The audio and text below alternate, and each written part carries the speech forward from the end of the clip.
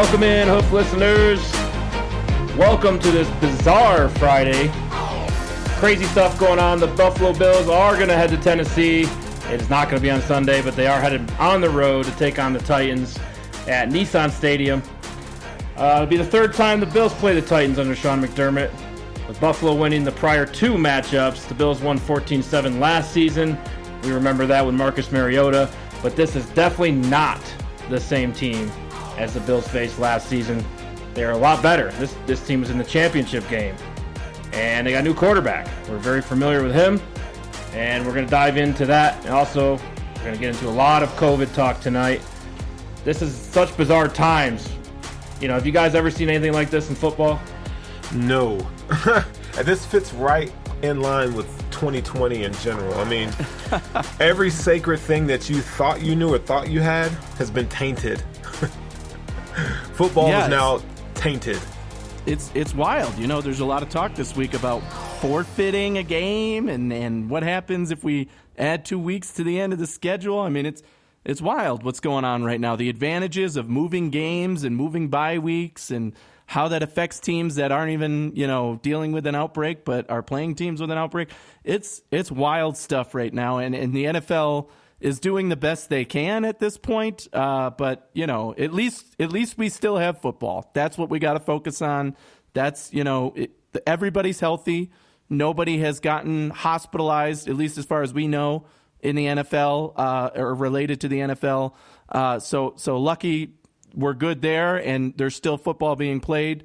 Lucky we're good there, and for the most part, teams have been following protocols and are healthy, and that's what's most important. Yeah, and you bring up a very good point that we still do have football, and this is still a huge game for the Bills. I mean, the Tennessee Titans are 3-0, Bills being 4-0. Both of these teams are premier teams in the AFC, and now it becomes a primetime game on Tuesday.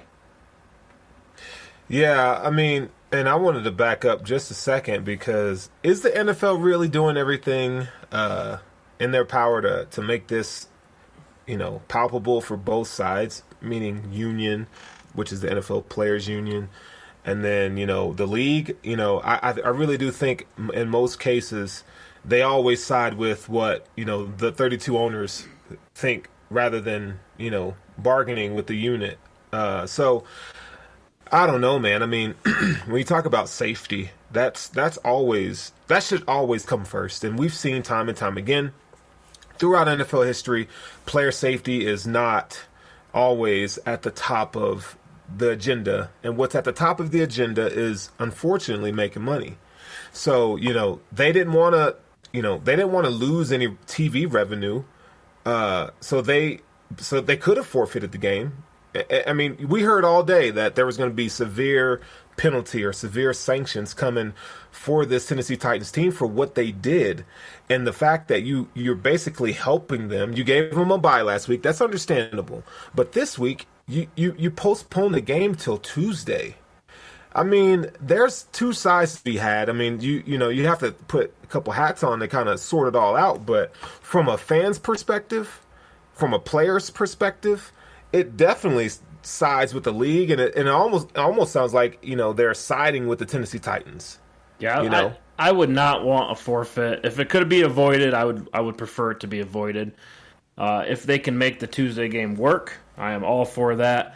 I think, you know, forfeiting puts an asterisk next to the Bills, in my opinion. Right. But they won the division, but who cares? Exactly. The whole season, the 2020 is an entire asterisk. Look, here's the deal, and I've told you guys this.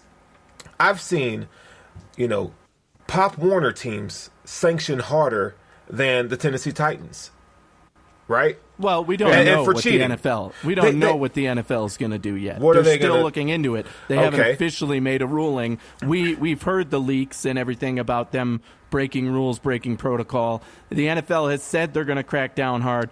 But yeah, sure. I mean, I agree to an extent. Look at the history We've heard of that events. before. Yeah, exactly. We've heard that before, so and the NFL hasn't done that. So right. So my we'll confidence see. isn't with the league when it comes to those types of things. It's just not. And people think I'm hating on the league. I really do try to look at it from a factual standpoint. And when you don't take swift action on some of this stuff, or when you say you're going to do it and you go light, like I feel like the Patriots got off on Deflategate, and other instances as well. Yeah, when you take a first round pick, you take away a first round pick, okay, but historically we know the Patriots don't draft well in the first 3 rounds. Their hits come in rounds 4 to 7, right? So the first round pick, when you have the best quarterback that ever lived, I think that's like, and the best head coach and quarterback duo, of all time. It gave them. I just don't think that sanction was as hard as it needed to be. I felt like it needed to be multiple picks, but it wasn't. So at the end of the day, the NFL is about making money, and that's okay. As a business owner, that should be your mindset, is to make money. But and too much. Well, I think if you do punish teams too hard, there is a lot of disruption that happens with that. Let's say they did forfeit the game for the Titans. Think about the fantasy impact with that. The jersey sales, the networks, the local media, the radio stations. The disruption is gigantic with the NFL because they are so successful. They are such big-time earners that there's tons of secondary markets, and all of them will be upset, right? So I think it's all about the money, right? The advertisers got to get their money. If there's no game, there's no advertisement, right? The station that's airing it gets, they paid to have the game. You gotta, they're gonna want their product too, right? So it's all about the money in the end with the NFL. We all know that it's not a secret at all. But I would much rather them move it around, do what they have to do to make it work at this point, rather than have a forfeit or something like that. Because that would just, then you have to hear it forever that, they were just handed a win or whatever, and they just got lucky because they didn't really have to play Tennessee, and they happened to be matched up with them against the week that they had a COVID outbreak. And there's nothing saying that this could happen to our team in a couple weeks, right? So, or any team in the NFL, this could happen too. Granted, hopefully they would correctly follow the protocols and there wouldn't be any of that nonsense, but still a spread can happen, and still these things can happen. Look at New England. So far they've dealt with it pretty well, although they went from having Cam Newton test positive, now Cam Newton and Stephon Gilmore, and Gilmore played in the game before he tested positive, so we'll see what happens there. But we at least also haven't seen the spread of COVID in a game from one team to the other, right? The Vikings escaped unscathed after playing the Tennessee Titans, who started testing positive like crazy. So far, at least, Kansas City has escaped unscathed from playing New England after their positive tests, although not nearly as many as Tennessee had. I'm really glad the Rams and the Giants didn't have COVID, because after that Jalen Ramsey Golden Tate fight, all of them would have had it. Wow. Yeah, that was wild, right? It was. And the same thing with the Bills, right? We played the Raiders, who went out and did crazy stuff they weren't supposed to, and our team was on the field with them, and then they had a player test positive after the game.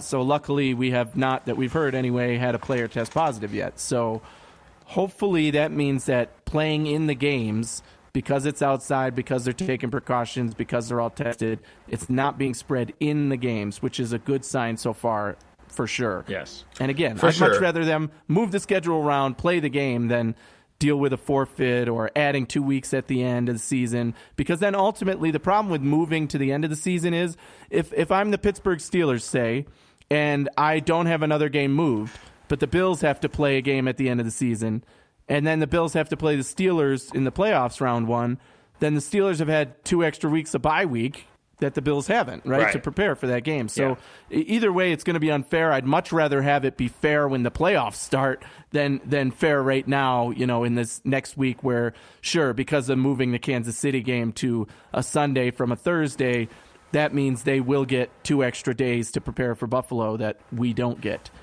So short week for us, but at least, we get to get that game in. Now, I don't want to get too ahead into some of I want to back it up a little bit. So when, COVID is something, it's not just an NFL thing. It's a global, it's a world thing that we're dealing with. We've never in our lifetime have seen something like this. We weren't around for the Spanish flu, right? So here's my problem. And this is why I'm okay with the forfeit, is because players had the option to opt in or opt out. They were given the option.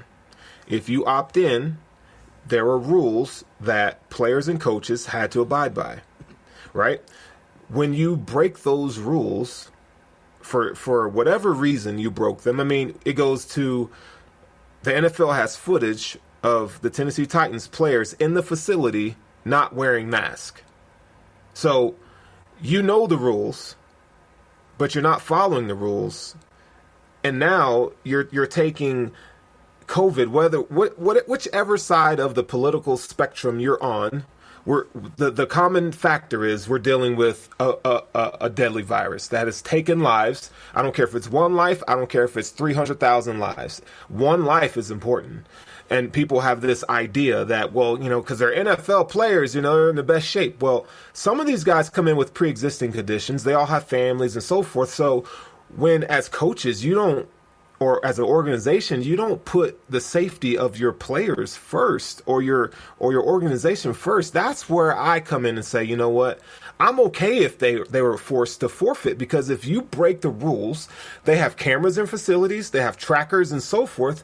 If you're breaking the rules doing that, it sucks, man, because not only are you putting your brothers at risk, but you're putting people's families at risk. And that, to me, is more important than the game of football. People's health and safety is the utmost importance.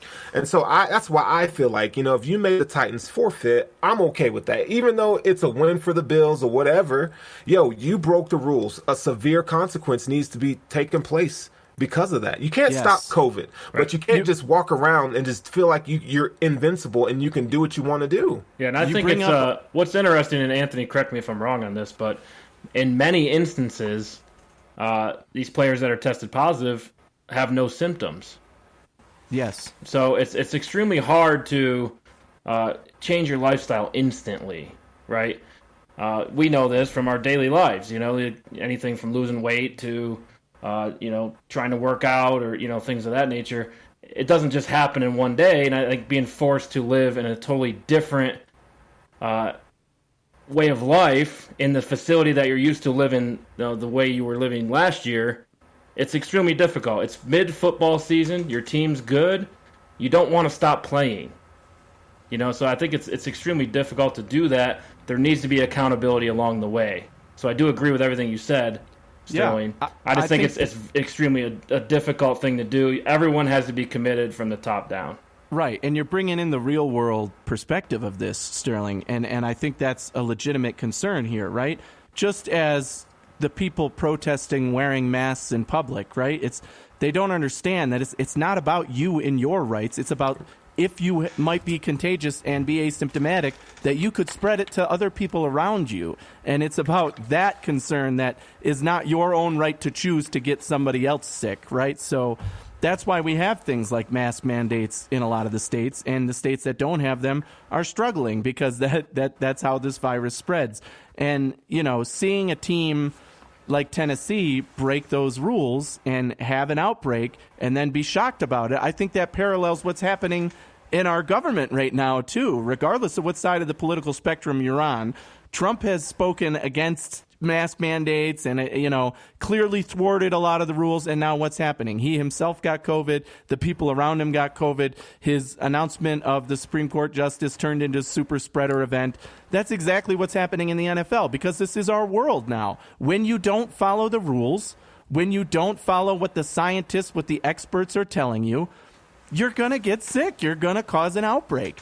And again, maybe you're asymptomatic. That's great. But now you cannot go on the field and risk other people's health. Just as if you test positive at home, you are not allowed to go out and without a mask, grocery shopping or whatever it may be, because you're putting other people at risk. And you just can't do that. So, I mean, there is a real world perspective here. And what the Titans are doing is absolutely atrocious, wrong, and all of those players should feel personally guilty for what they've done. And that team, look, if I'm Roger Goodell in the NFL, this is what I say.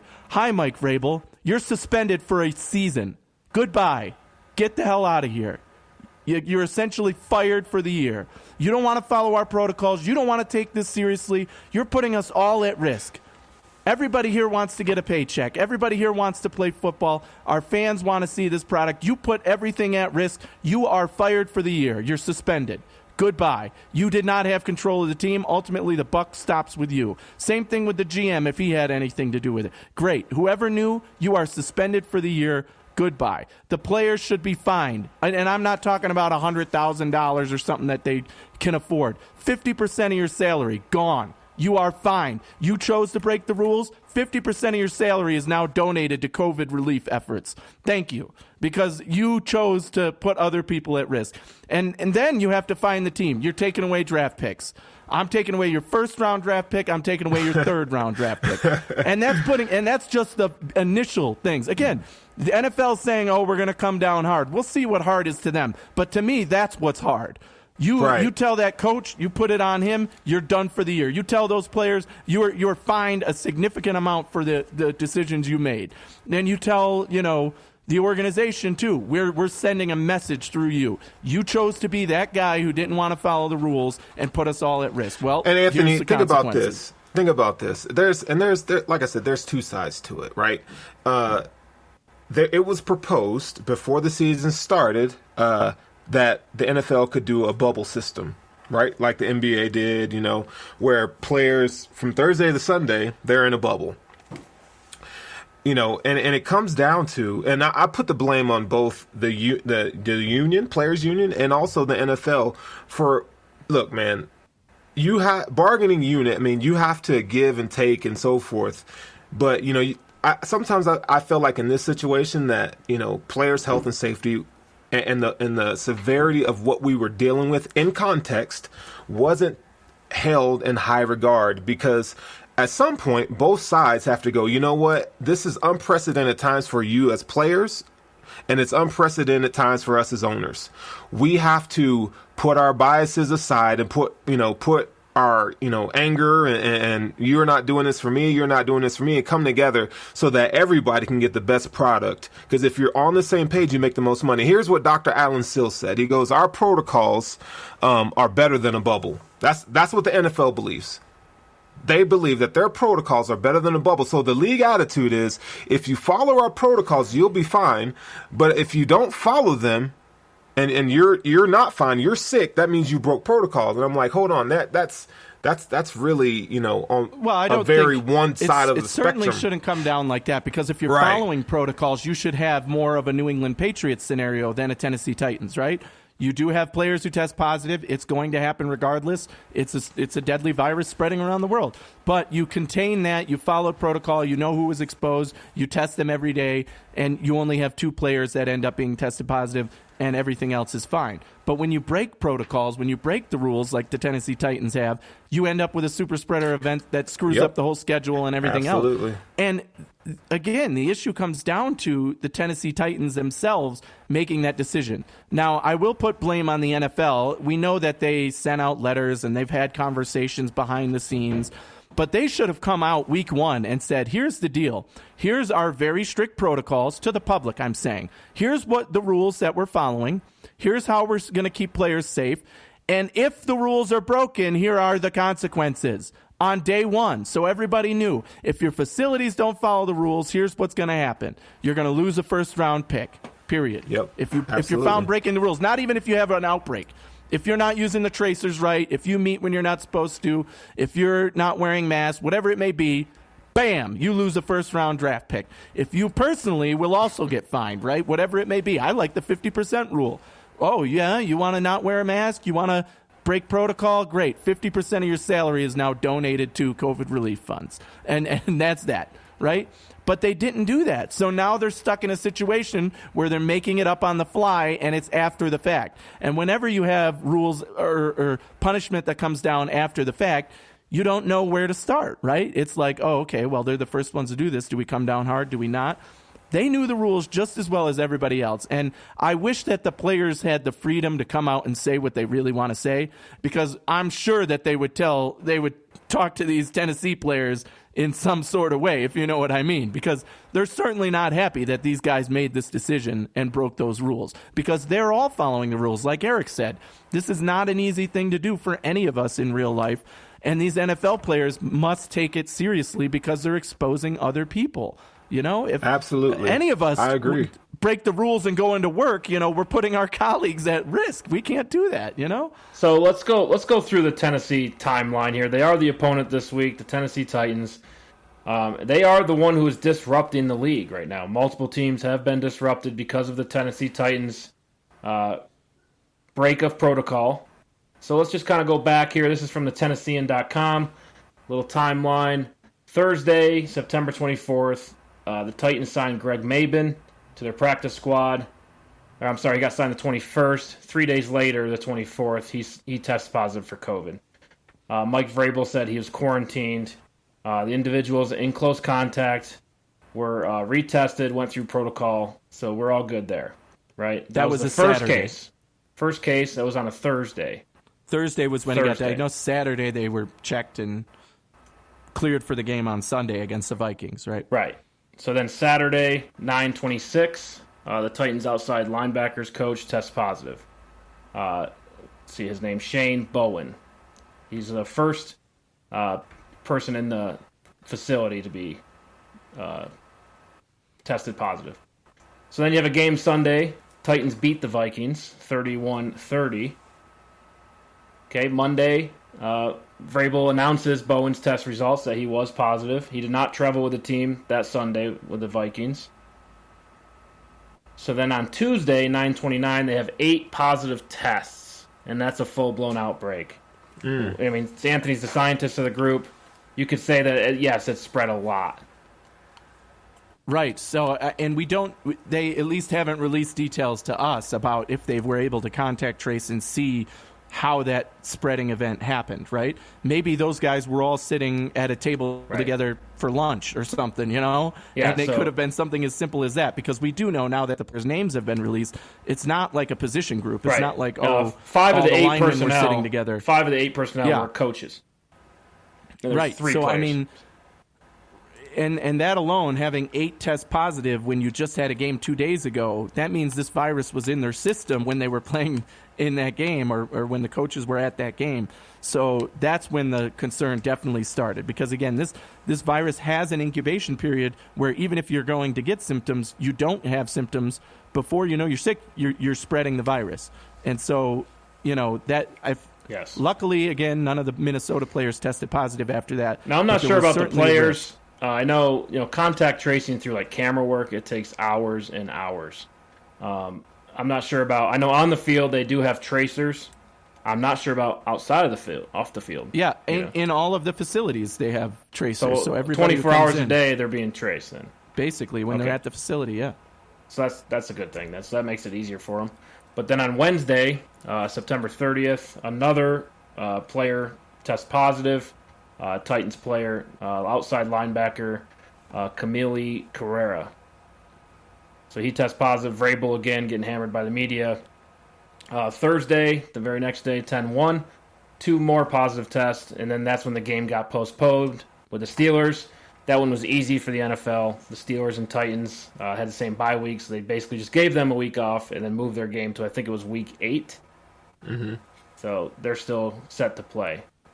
Well, I don't think they had the same bye week. They had to move Baltimore's bye week. Oh, okay. So that Baltimore now plays Pittsburgh and Tennessee, and the Steelers play in what would have been that bye week. I don't remember which team's bye week it was, but Baltimore was also affected by that. But their bye week only moved by 1 week. I think it was either 7 or 8. So whichever week they're playing in, the other one's the bye week. So now you have 3 teams that have been affected by the Tennessee Titans alone. That's the Vikings, the Steelers, and the Ravens.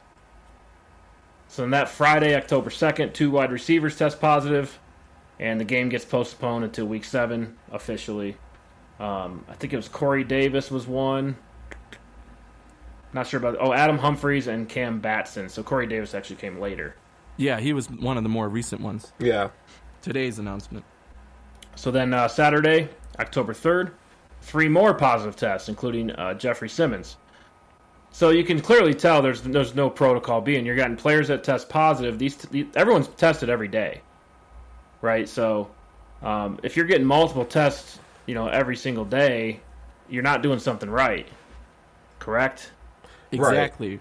Right. And I think we should clear this up as well. And talking about COVID is never on our priority list. I mean, there are so many other things to talk about, but this is right now the most pressing topic in the league, not just in the league, but also that, it affects the Bills. So our goal tonight is to give you a foundation in which to work on. It's a little bit of different insight, maybe, from both sides, from the player side and from, league ownership side that we can think of, to kind of, because when we heard the initial news about the flexing in the games and stuff, we're just reacting to this right now. That's all we're doing. So bear with us. I mean, it's, some people find it entertaining. Some people are just sick of, COVID and politics and whatever, but I'll be honest, stuff's important. I'm one of those people that hate hearing this, to be honest, but it is the most pressing, and now it's affected our team. We are a Buffalo Bills podcast, and I think it's important that we do cover this in detail.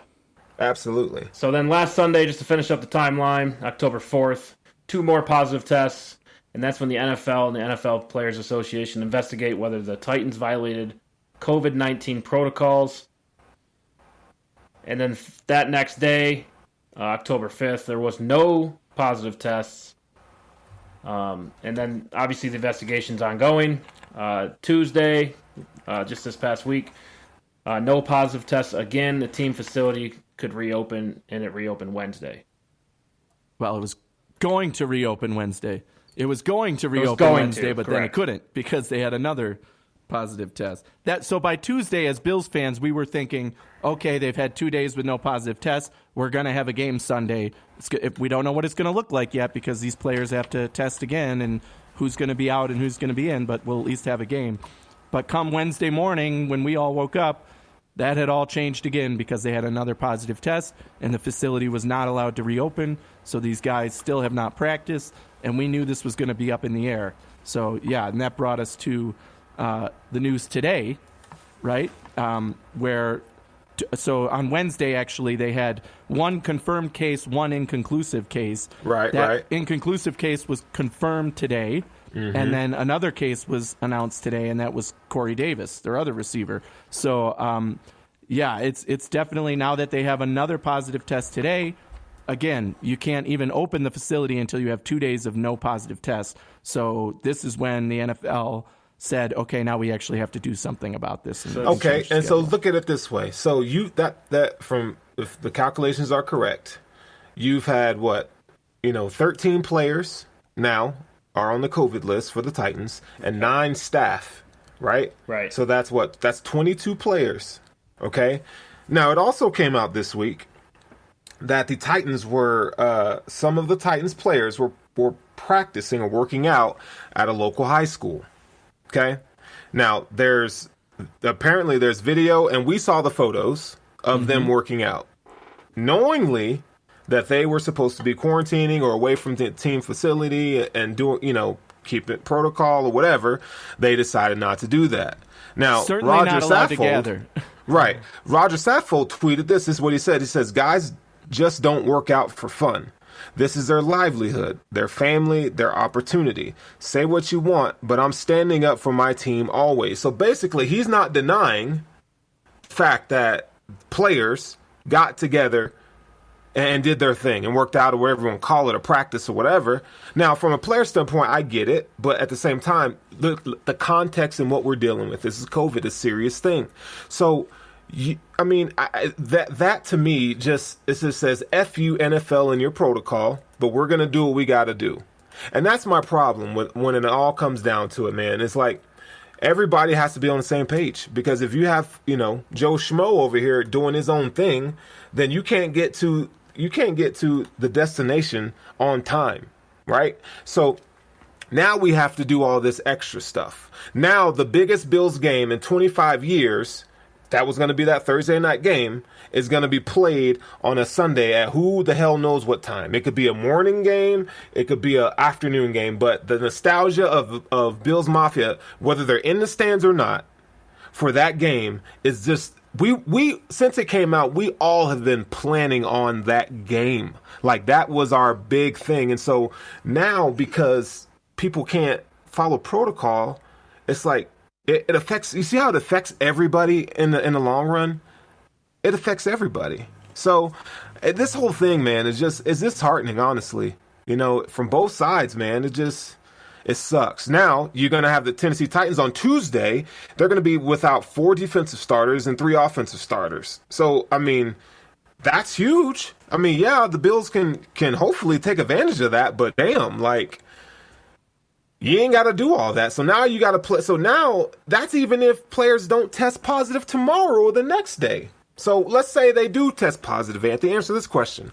What's going to happen? What do you think is going to happen if players test positive tomorrow or Saturday or Sunday? That's the problem. The NFL has not announced an ultimate contingency plan other than the Kansas City game. If Tennessee tests positive within the next couple of days, has another positive test, then that game will not happen. And then the Kansas City game will still be scheduled for Thursday night.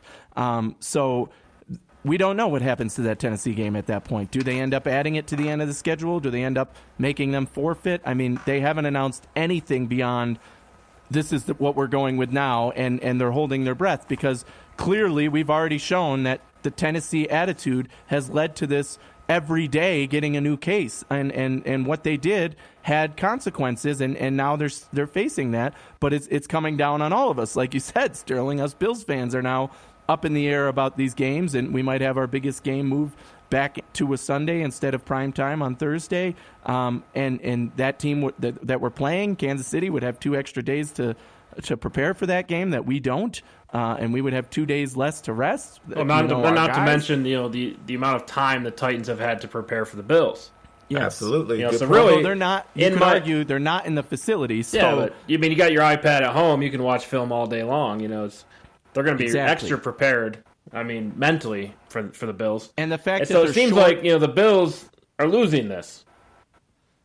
Correct. Right. They're the only ones kind of getting screwed, and they're the ones doing the right thing. Exactly. There's no question that the team who's done the right thing so far, the Bills, is being punished in this situation big time because those players now get 2 days less to rest for their next game. Yeah. Those players now get the biggest game of their year pushed back, and those players now have to face a team that's more prepared for them in terms of footage or whatever. And it's just not. And the NFL has said apparently at the beginning of the season that fairness is out the window this year because we're going to deal with COVID.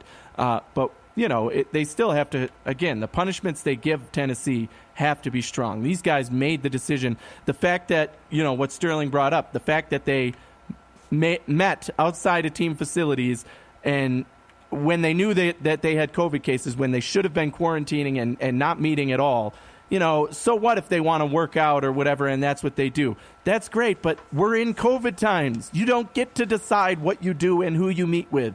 That's not how this works. You are an NFL player. You agreed to these rules. You agreed to play the season under these rules. You don't just get to go out and do whatever you want. You don't get to work out like you did. You didn't get to prepare for the season the way you wanted to. And that's just the way this season is going. So for the owner and for the people defending them, the fans of Tennessee who are trying to defend them, there is no defense of this. Tennessee is 100% wrong and 0% right on this. And hopefully, I'm just hopeful that they have no negative tests for the next couple of days and we actually get to play the game. Because then if they get a test tomorrow, we have no idea what happens after that. I am happy there is a game. I think that's let's try to have a game. I think moving it to Tuesday is the right call. And then, if it doesn't work out, then you forfeit. But at least they're trying to have the game. I'm all for that. But let's Anthony's been on fire with the other games going on around the league, and let's kick it off with your 5 to 5.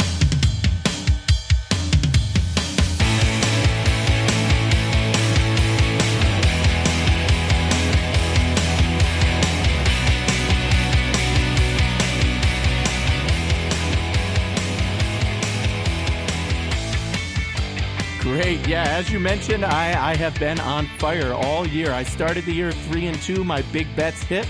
And then I went 4-1 and 4-1 and 4-1. So I've had a pretty strong start to the season so far in the 4 weeks, and we're looking to keep that moving this week. So here are my 5 for 5, my 5 picks of the week, again in the order. Top one being the big bet of the week, and bottom one being the one I'm least confident in of the 5, but still approving for a bet this week. So the lines there was a couple lines here that were tough to decide between, but my big bet of the week is the Arizona Cardinals minus 7.5 at the New York Jets. I think at this point we all know the Jets are a dumpster fire. They had Sam Darnold out there. He's actually injured in this game, so he's not playing. They're going with the backup. It's going to be ugly out there, folks. And the Jets, we know, they still have Adam Gase as their head coach. And Arizona is actually coming off a really difficult loss, and they're going to have, fuel to their fire to want to prove that they're in it to hang out. They're in it to win it, and they can hang with the best. So I'm going to take Arizona minus 7.5. I think they beat the Jets by at least 2 touchdowns. My second pick of the week, we just talked about, is this game actually going to happen? But it's the Buffalo Bills getting points, even though the COVID situation, they're getting 1.5 points, which basically means it's a pick 'em at Tennessee. So I think the Bills are going to win this game, which is why I'm taking the Bills as my number 2 pick of the week. My number 3 pick is the Minnesota Vikings getting 7.5 points at Seattle. Now, don't get me wrong, this game is in Seattle. I do think Seattle is going to win this game, but the Minnesota Vikings are a potent offense, and we know that Seattle defense has been giving up points galore as well, which is why they've had to score so many points to get their wins. So I think 7.5 is just enough points for me to pick Minnesota. Seattle probably wins by 6 or 7 points, so I'm taking Minnesota plus 7.5. My fourth pick of the week is the Rams minus 7.5 at the Washington football team. The Rams have a lot to prove here, right? They played the Giants. They didn't look too strong in that game, even though the Giants are a pretty weak team. But I honestly think that even though Washington has a pretty good defense, that the Rams are going to score a lot of points in this game and win by more than 7.5. I'd say maybe by 10 to 14 points. So I'm taking the Rams minus 7.5 at Washington. And my fifth pick of the week, I'm going with one of the teams that's actually played good defense to this point in the season, and that's the Indianapolis Colts minus 2.5 at the Cleveland Browns. I know the Cleveland Browns put a stomping on the Cowboys last week, but that Cowboys defense, as we talked about on our live show, has a lot of holes and is being destroyed by everyone at this point. And that Indy defense, I don't think is going to cave quite as much. And Cleveland, I am still not a believer in them. So Indy minus 2.5 at Cleveland, I think that they win that game by at least 3 points. So those are my 5 picks of the week.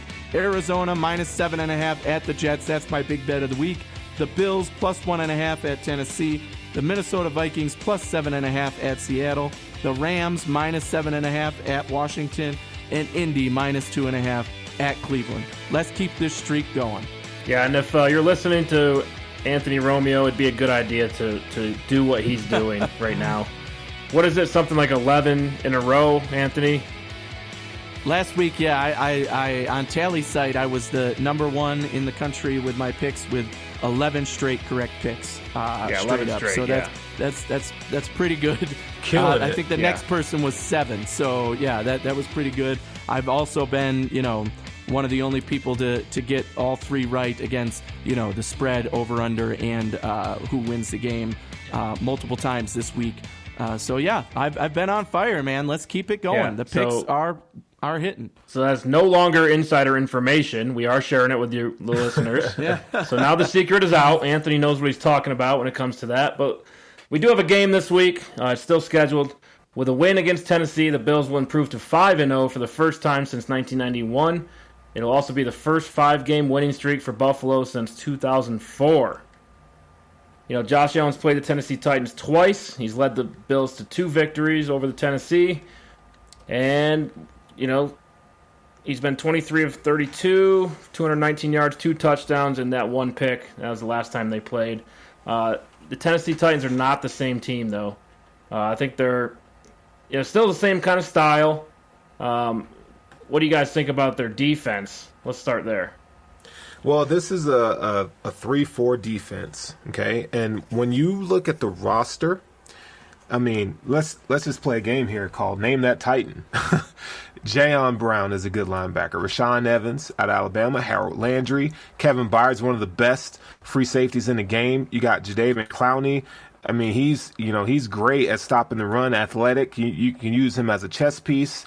Now we're talking about their COVID list, but you got Adoree Jackson, Christian Fulton, Jeffrey Simmons, Daquan Jones. This is a defense that's pretty freaking good, man. They're having a hard time this year applying pressure to the passer. I think they only have like 4 sacks on the season, so they're not getting a ton of pressure. But Mike Vrabel usually has this defense, firing on all cylinders. Now this year it's been a tough go for defenses around the league, not just in Tennessee or in Buffalo, but to the tune of they're giving up 26 points a game. So that's at least. I mean, I didn't do the averages on that, but I mean, this defense, it can be really good when it's firing on all cylinders. They have the talent to make things happen. I don't know. I mean, I guess it's a league-wide thing, like I said, where this team, they're not performing like they need to on that side of the ball. Right. Their stats are all jacked up because they are a game behind everybody else with the early bye week that they had. But one stat that remains that really showcases this defense is +5 on the turnover ratio. They are second in the league still, even with one less game. So they were on fire coming into Pittsburgh. Well, yeah, the defense has been underperforming for Tennessee. I think that's the surprise so far for them this year. They do have all the names and all the big producers that you can imagine on that side of the ball, but they've won games. What was the last game against the Vikings? 30-31, right? They're barely eking out these wins. They're giving up a lot of points to these teams, and we know that, as we're going to talk about in a minute here, Buffalo's offense is high powered against that defense. So they're going to target them. And another note that we didn't mention when we were talking about the COVID situation, the players, in order to come back from the COVID list, have to have 5 days symptom-free and 5 days from when they tested positive, and 2 negative tests. So if they have 5 days, no symptoms, and 5 days from their last positive test and 2 negative tests, then they could play in this game. So we really have no idea personnel-wise who's going to and who's not going to play, other than, say, like today's diagnosis of Corey Davis. He's not going to play in that game because it's within the 5-day window, and he can't have 2 positive tests or 2 negative tests. So, so it'll be interesting to see who is going to be available on that defense. But even when they were at full strength, they haven't been living up to expectations. They haven't been able to stop teams from scoring points. And as far as I've seen, they haven't really racked up a lot of big plays on that defense. So it'll be interesting. That matchup is going to be key for the Bills, I think, attacking that defense, both at their vulnerabilities, wherever they have injuries or guys who aren't playing, and the fact that they've just given up a ton of points. Well, I don't think you're going to see, from that COVID list, I don't think you're going to see any of those players play on Tuesday because, if you look at the Falcons, they had it took 13 days for a couple of their guys to get back. So, right. I think the league is watching you now. I think you need to play it safe. You gotta, there like I said, there is a responsibility, right? And then that's where the testing and the league protocol comes into play. So, I think they're going to be shorthanded. That's 7 starters, right? Yeah. And so we should start seeing some moves on the practice squad or see what they're going to do because they're going to need bodies, right? So we'll see. Yeah, we'll see. So let's switch over to the offensive side of the ball for Tennessee. Ryan Tannehill, still a very capable quarterback. A little resurgence in his career. As Bills fans, we're all very familiar with him and what he's capable of. But he doesn't have Adam Gase holding him back anymore, so I don't think you're going to see the same old Ryan Tannehill that the Bills have seen in years past. Derrick Henry, still a beast in the league, still very dangerous. This team is very play-action heavy. They like to throw the ball down the field, and with this receiving core, I think that's a good idea. I know the COVID is disrupting that, and then that's not going to be a factor in this game with Corey Davis, Adam Humphries, who will be close to playing. I'm not sure if he probably will. He was one of the earlier guys, and A.J. Brown is still available. But so let's talk about Ryan Tannehill for a minute because I know that in 2019, he played. He was above his normal statistical averages. Okay, Ryan Tannehill, including the playoffs last year, was 11-5. He had about 67% completion, including the playoffs. And one of the stat that really stands out to me is 9.6 yards per attempt last year. He had 22 touchdowns versus 6 interceptions, and his pass touchdown ratio to interception ratio, pass to touchdown interception ratio was 3-1. Now for his career, he's been about a 2-1, right? So yeah, play action helps him a ton. Play action helps. Having Derrick Henry really does right. help him out a lot. Because you have to, our defense is going to has to every play be ready for Derrick Henry. So that alone is going to open up some options for him. Here's an advanced I'll let you stat. finish. You're good. Here's an advanced stat that I found. So aggressive passes in tight windows. He's 14.4% of the time that he's willing to throw a pass in a tight window where there's 1 yard between defender and wide receiver or whoever the intended target is. So he's not going to push the ball down the field. He doesn't really have many attempts or completed passes over the 20-yard mark. That's for his career. Now there's 2 outliers here where he in the Minnesota game he had a couple deep passes or whatever, but if you take that out of the equation, this is a quarterback who likes to – he's going to throw the ball before the sticks most of the time. Also, something to keep in mind is that he likes to hold – he's probably he's middle of the pack in terms of how long he holds on to the ball. So there's opportunities there. I just think that the whole Ryan Tannehill is so much better. I just kind of – I don't see it. You know what I mean? Because he's still – at the end of the day, he's still Ryan Tannehill. He's still the same guy, but he has he cleaned up a couple things? Absolutely. I think he benefits mostly from a supreme run game. That brings me to one of the key points I wanted to make about getting pressure on Ryan Tannehill, right? I feel like we've talked about this with all the quarterbacks this year, and obviously it's a general thing to say that if you get pressure on the quarterback, they don't do as well. Although, actually, in the case of Josh Allen, that's not true, right? His passer rating is something like a 153 when he's under pressure. So he's actually done better under pressure.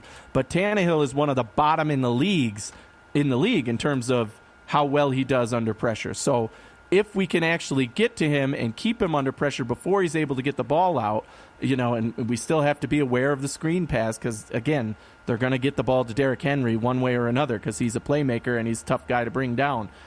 So if they can bring that pressure on Tannehill, it's going to be a rough day for him. And they do have some guys out on that offensive line. So it's going to be weaker, and they're not the same offensive line as last year either. So, yeah, I mean, getting pressure on Tannehill is going to be huge.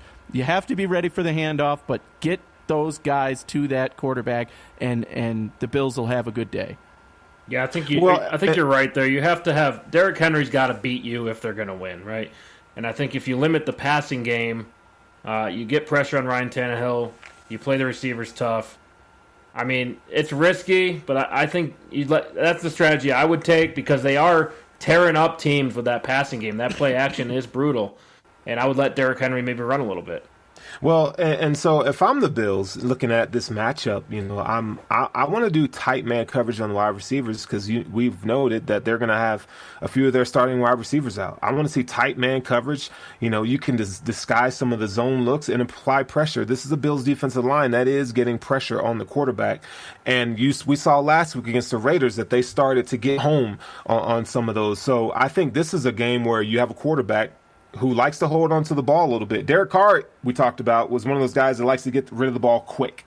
Well, Ryan Tannehill is not that way. And as we saw, he's not going to be aggressive throwing the ball, where there's 1 yard of separation or less. So I think that's something to look into. I mean, obviously we're not defensive coordinators, but from just looking at it from the outside looking in, that's another thing. You guys bring up Derrick Henry. So here's some of, this is a West Coast offense, so it's power run. And Eric, you mentioned lots of play action pass starts with the run. So Derrick Henry this year is averaging 3.9 yards per carry. That's the lowest in his career. Okay. Ooh. Against the Bills, he's looking at, he averages 67 yards per game and 4.5 yards a carry. And he's 0-2. Against the Bills, and he only has 1 touchdown. So the Bills have found a way to, whatever they're doing against Derrick Henry is working, right? And I think we're catching them at a great time where they are banged up on the offensive line. They lost one of their best tackles last year to I think he plays for the Browns. So this, you got to take advantage of the opportunities here. Now, I do know this about Derrick Henry. If you can hit him before, behind the line of scrimmage, he's like a train. Once he gets going, you're done. But if you can kind of get bodies on him before he hits the line of scrimmage, or right at the line of scrimmage, you're going to fare very well. Now, the Bills, we know, don't tackle very well, so they're going to have to shore that up moving on to this game on Tuesday. Yeah, and I think we're going to hold off on our pump-up music. It's kind of a sad Friday because there is no Bills game on Sunday. I had plans. You guys had plans, I know that. I know, and the schedule change certainly affects us in Mountain Time, right? That game starts at 6 p.m. Eastern, and that's 4 p.m. our time on a Correct. Tuesday. I mean, we're going to be running home from work to see this game. And we also, our live show is normally on Tuesdays. We'll see how that's impacted. We'll be sure to let our listeners know. Be sure to tune into our social media. We will announce when our live show will be. And, I guess we'll watch football Sunday anyway, but it just won't be the same. This was supposed to be a great game. 4-0 Buffalo versus 3-0 Tennessee. Both, contenders, I think, this year. Mm-hmm. And we're going to have to wait a couple more days. But now it's another primetime game, but we're losing the big-time primetime game with Kansas City. Yeah. But that's just life in 2020. Yep. Expect it, right? So, maybe we'll play some violin music. And we're going to start with our picks. So, we got the first game on Sunday. The LA Rams at the Washington football team. Who usually kicks us off? I think it's Sterling. Kick us off. Yeah, I'll go with the Rams here. Kyle Allen, it was announced that he's going to be the starter. So we'll see what happens, man. I mean, Kyle Allen he knows what he's doing, at least. He's competent, so we'll see. I think the Rams definitely win this one. I picked them with the point spread, so obviously I'm picking them to win. Yeah, I think I'll go Rams as well. Kyle Allen, I mean, he's shown flashes, but not. I don't see him winning his first start in what is it, about a year? Anyway, let's go Philadelphia at Pittsburgh. I'm going to go Pittsburgh. They're coming off some rest. And I think this is a pretty, they're a good Pittsburgh team. They really haven't played anybody, and the Eagles aren't anybody right now. So I'm going to go with the Steelers on this one. Yeah, unfortunately, I'm going to pick the Steelers as well. Obviously, it always helps the Bills if NFC beats AFC, but in this case, Steelers coming off a unexpected bye week where they didn't really get to not prepare or anything. So it's not necessarily an advantage per se. But Philly, even though they got their first win, it hasn't been pretty for them. So I'm going to, stick to Pittsburgh here. Yeah, I'll go Pittsburgh as well. The Pittsburgh defense is really, really good, and I don't think enough people are talking about that. They're at home with the extended time. Philadelphia's a mess right now. I go Pittsburgh. Let's go Arizona at the New York Jets and Joe Flacco. Oh, man. Wow. Arizona, I'll take Arizona here. The Jets are just a tire fire. Enough said on that. Yeah, obviously I took the Cardinals with the points, so I'm gonna pick the Cardinals to win this one. But I have a question: who's the Jets' third quarterback? Because he might get some action in this game. I have no clue, man. No idea. Yeah, it's Adam Gase. I don't even think they know who their third quarterback is. I don't know. I'm gonna go Arizona. I think their defense is really good as well. Their offense has been kind of here and there. We'll say that. But I think they're just too talented for the Jets to compete with them. But let's move on to the Las Vegas Raiders at the Kansas City Chiefs. I'll take the Chiefs here. I'm not gonna get too fancy with that. The Raiders, I think they're a solid team. I just think they need a difference maker at quarterback. Yeah, we saw that the Chiefs looked very beatable against the Patriots. I mean, very beatable. But I think this Raiders team has vulnerabilities at cornerback, and that's going to be attacked by Patrick Mahomes all day long with his receivers. So I'm picking Kansas City here for sure. Yeah, we'll be talking a lot about Kansas City next week, but I think what New England did is they forced Pat Mahomes to make tight throws, and he's a baller. He don't want to make tight throws. He wants the wide open guy. I don't think Vegas can compete with that, so I'm going to go Kansas City. Let's go Jacksonville Jaguars at the Houston Texans. Oh man, the Jacksonville Jaguars are walking into a a cakewalk. I mean, the Texans just fired their coach. That has to do something to their psyche, their mind, and the Texans haven't found any answers on either side of the ball. I think they're going to ruin Deshaun Watson at this pace. I really hope a GM comes in and rights the ship, but there's no way they're winning on Sunday. Wow. No way, huh? I'm picking Houston to win this game, actually. I think it's going to be close, but I'll take Houston to win this. I think firing their coach is the energy they needed to change things up a little bit. They've been in a few of these games really tight, really close. I think Jacksonville is a good matchup for them where they can finally get that momentum going in the right direction. So I'm going to take Houston. Firing your coach doesn't fix your problems at defensive tackle, and it doesn't fix your secondary. So I'll go Jacksonville in this game. I think Houston, they're just going to go full rebuild now. Let's go Cincinnati at Baltimore. Battle of the Heismans. I'm going to go funny. I'm going to go with Cincinnati on this one.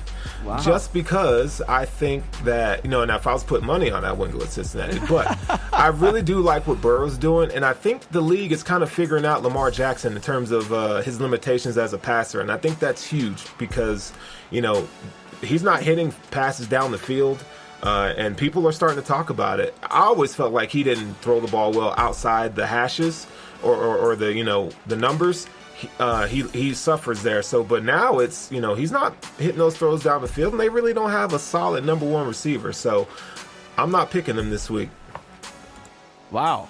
That you like to go bold and crazy with your picks. Why not? I don't think any of them have panned out quite yet. I don't know about you, but I'm going for the right picks when I'm making mine. So I do think Cincinnati could be keeping this game close. The line was crazy on this game, but I'm definitely picking Baltimore to win. I do like what Joe Burrow and Cincinnati have done, but their defense is vulnerable. Baltimore's defense is too good. Burrow's bound to make a mistake here or there at some point. Could he have an explosive game and beat them? Sure, I'd love to see that, but I don't think it's going to happen. I'm going to take Baltimore. Yeah, I can smell a rat, and that rat is Patrick Queen, former teammate of Joe Burrow. I think he'll have some insider information that the other teams don't have, and not to mention this will be the toughest defense Joe Burrow has ever faced. Baltimore all day long on that one. Oh, man, you're going with the rat, huh? Oh, the okay, rat. I like it. I like Patrick it. Queen. All right, let's go Carolina at Atlanta. Carolina. I mean, Teddy Bridgewater's playing really well. Their defense is playing good as well. So I'm not going to go crazy on that one, okay? I'm going to keep it a buck, all right? I think the Panthers definitely take this one.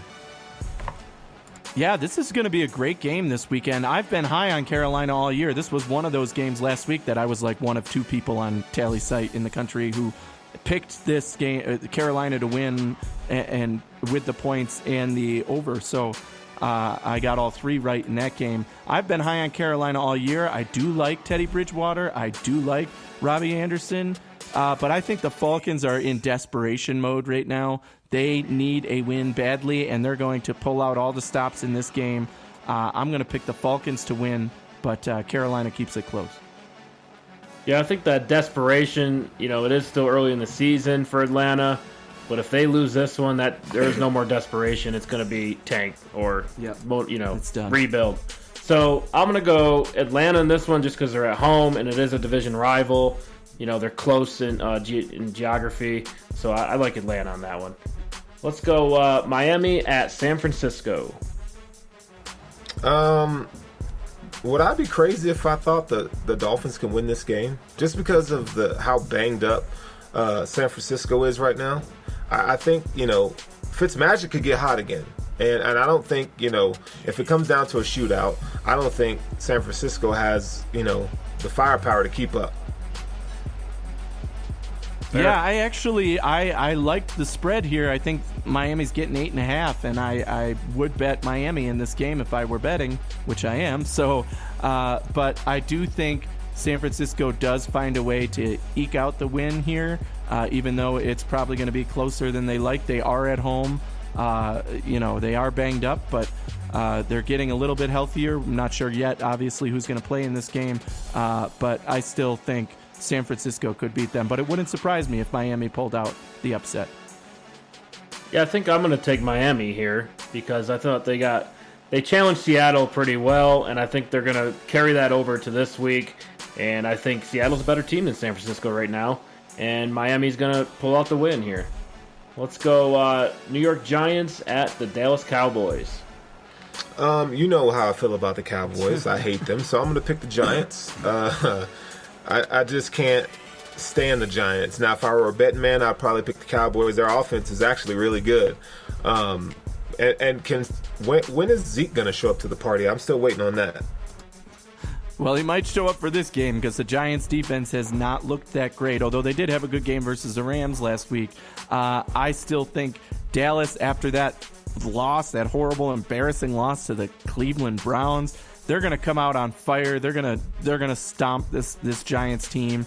I think Dallas definitely comes away with the win this week.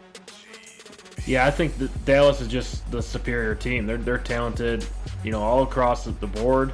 The Giants are just it's year 3 now. It's time to start figuring some stuff out, and they just still look like a top 5 pick team in the next year's draft. Let's go Indianapolis at Cleveland. I'm going to go with the Colts on this one. I do think Myles Garrett's playing like a defensive player of the year, but I really do like the collective unit of the Colts defense. They're a well-balanced team, and I think this will be the toughest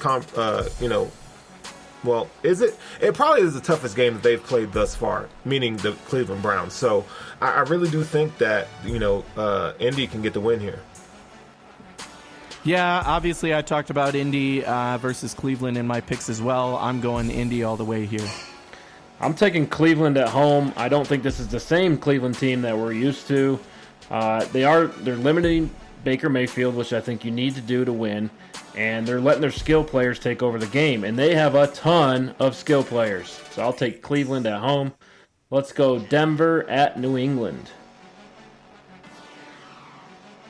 Okay, so I think New England's going to win. Denver, they try, but I don't know if Drew Lock is playing this week, so that'd be cool if he did.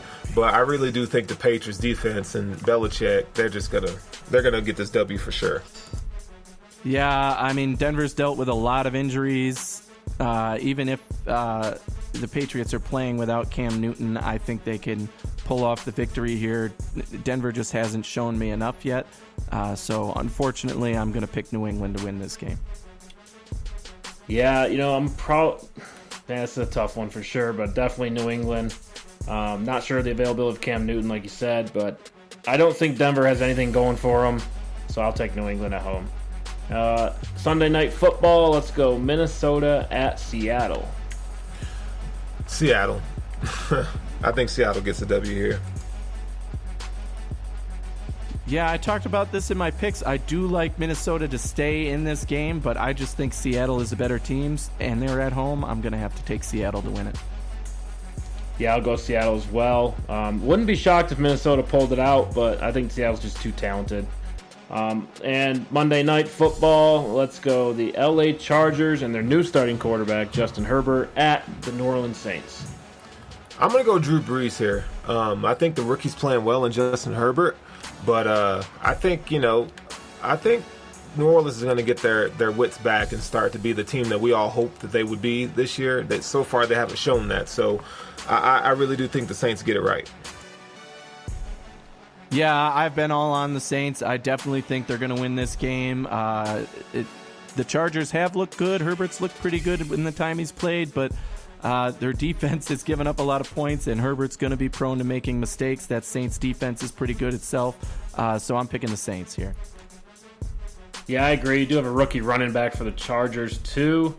You know what? I'm going to take the Chargers, just because I think their defense is extremely talented. Drew Brees is missing his big weapon.